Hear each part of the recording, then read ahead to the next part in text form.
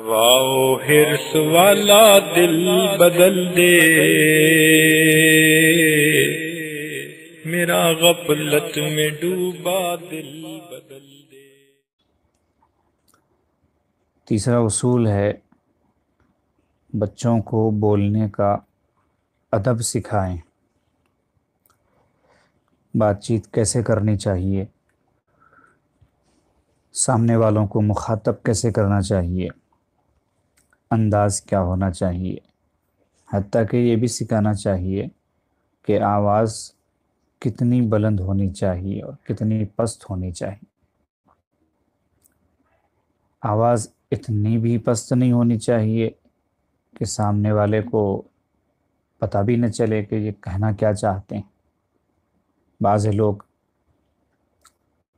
بڑوں کے سامنے، جیسے والد کے سامنے ہوں یا استاذ کے ہوں یا پیر کے سامنے ہوں، اتنی آہستہ آواز میں بولتے ہیں اور بات کرتے ہیں کہ ان کو پوچھنا پڑتا ہے کہ بھئی آپ کیا کہنا چاہتے ہو، دوبارہ کہو۔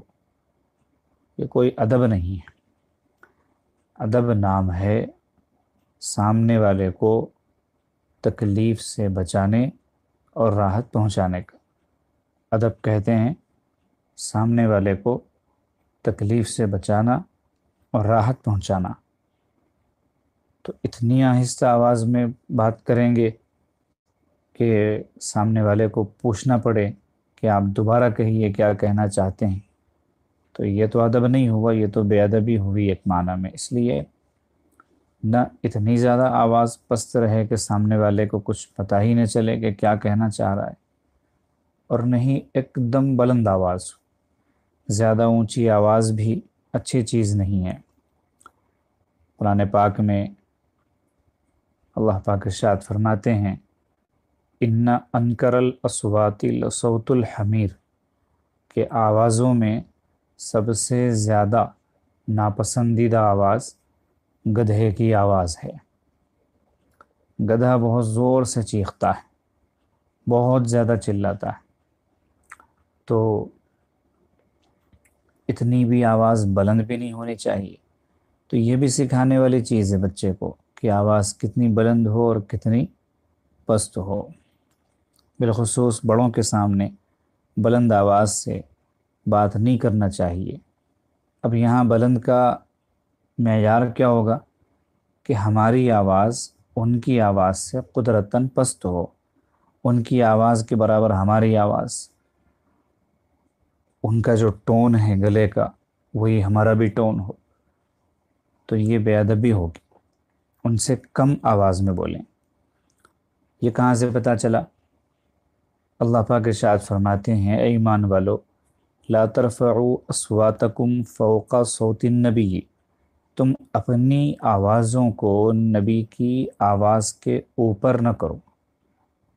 ان کی آواز جتنی ہے اس سے کم ہونی چاہیے تمہاری آواز۔ ویلوم جو ہے وہ کم ہونا چاہیے۔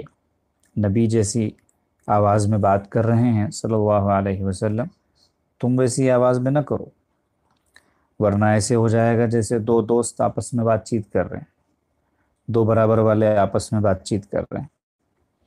تو یہ تو تھا آواز کے تعلق سے۔ باقی بولنے کا ادب کا مطلب یہ ہے کہ فرماتے ہیں بچوں کو ادب کے ساتھ بولنا سکھائیں۔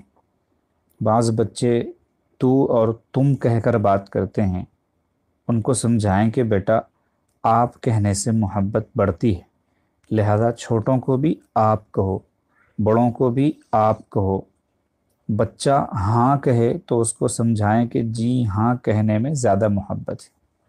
سمجھانے کا بھی انداز ہوتا ہے۔ بعضی باتیں جو ہیں بہت ہی معمولی ہوتی ہیں، بہت معمولی، لیکن اگر سلیقے سے کہی جائیں تو بہت قیمتی ہو جاتی ہیں۔ جیسے خود یہ بات ہے، معمولی سی بات ہے، بچے کو یہ کہنا کہ بیٹے تم مت بولو، تو مت بولو، آپ بولو، لیکن طریقے سے سلیقے سے اگر سمجھایا جائے تو بچے کو ہمیشہ یاد رہے گا۔ بعض لوگ تو مار کر کہتے ہیں، عقل نہیں ہے، شرم نہیں ہے، بڑوں کو تم کہتے ہو، تو اس پر تو کوئی اثر ہونے والا نہیں ہے اس طرح کی حرکت کا۔ جیسے حضرت فرما رہے ہیں، اس کو یہ کہنا چاہیے کہ بیٹے آپ کہو محبت بڑھے گی، آپ سے لوگ پیار کریں گے، چاہیں گے آپ کو مانیں گے، آپ کی ویلیو بڑھے گی، ایسے کہنا چاہیے تاکہ اس کو شوق ہو، کیونکہ بچہ اسی چیز سے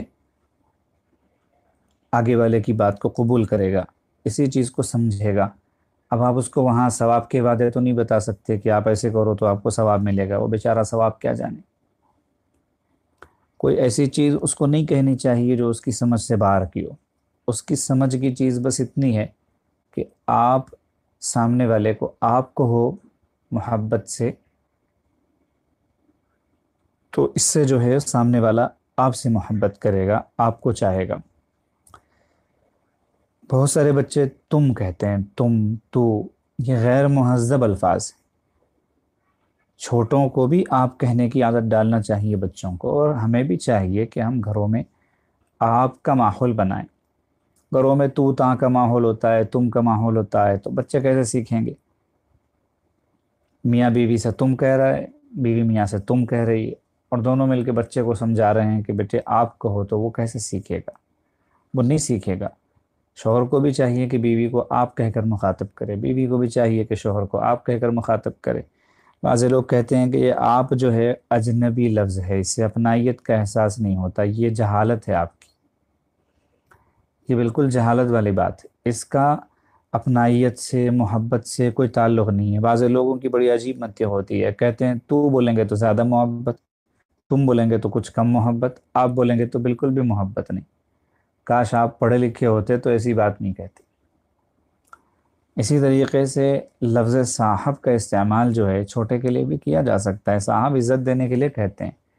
کہاں لکھا ہوا ہے کہ صاحب اس کو کہا جائے جو شادی شدہ ہو، غیر شادی شدہ کو صاحب نہیں کہہ سکتے، جس کی عمر 30 سال سے کم ہے اس کو صاحب نہیں کہہ سکتے، کہیں لکھا ہوا نہیں ہے۔ ہمارے حضرت جی دامت برکاتہم کو تو ہم نے بے شمار دفعہ سنا، چھوٹوں کو بھی صاحب کہتے ہیں، فلاں صاحب، مفتی صاحب، حافظ صاحب۔ رات دن اٹھنے بیٹھنے والے خادم کو بھی حضرت نام لے کر نہیں بلاتے، نہ بغیر صاحب کے بلاتے ہیں۔ اگر کوئی مولانا ہو بیچارہ تو پھر تو ماشاءاللہ اس کا تو نام بھول جاتے ہیں حضرت، مولانا صاحب، مولانا، مفتی ہو تو مفتی صاحب، حافظ ہو تو حافظ صاحب، فلاں صاحب۔ تو کسی کے بھی نام کو عاجز نے بغیر صاحب کے حضرت کو کہتے ہوئے نہیں سنا۔ چنانچہ حضرت نصیحت فرماتے ہیں عورتوں کو کہ اپنے شوہر کے نام کے ساتھ صاحب لگاؤ۔ وہ کہتی ہیں شوہر کے نام کے ساتھ صاحب لگانا ایسے لگتا ہے جیسے کسی اور کا نام لے رہے ہیں، شوہر کا نام نہیں لے رہے ہیں، تو یہ بھی جہالت ہے۔ ہمارے حضرت کے الفاظ میں عورتوں کو تو اپنے میاں کے نام کے ساتھ صاحب لگاتے ہوئے جان نکلتی ہے گویا کہ وہ صاحب نہیں لگانا چاہتی، حالانکہ صاحب لگانا چاہیے۔ تو یہ چیزیں جو ہے تعلق رکھتی ہیں تعلیم سے۔ تعلیم اگر صحیح معنوں میں ہو تو یہ ساری چیزیں آتی ہیں، چاہے عصری تعلیم ہو چاہے دینی تعلیم ہو۔ اسی طریقے سے بچہ ہاں کہے تو اس کو کہیں کہ جی ہاں کہیے، ہاں نہیں۔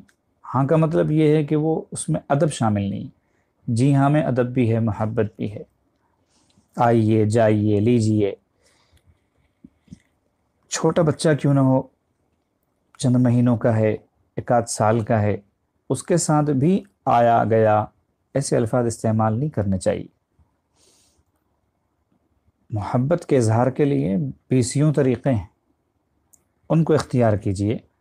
آیا گیا میں ہی محبت چھپی ہوئی نہیں۔ اسی طرح چھوٹی چھوٹی باتیں بچہ گود میں سیکھتا ہے اور پھر وہ اسے یاد رہتی ہیں۔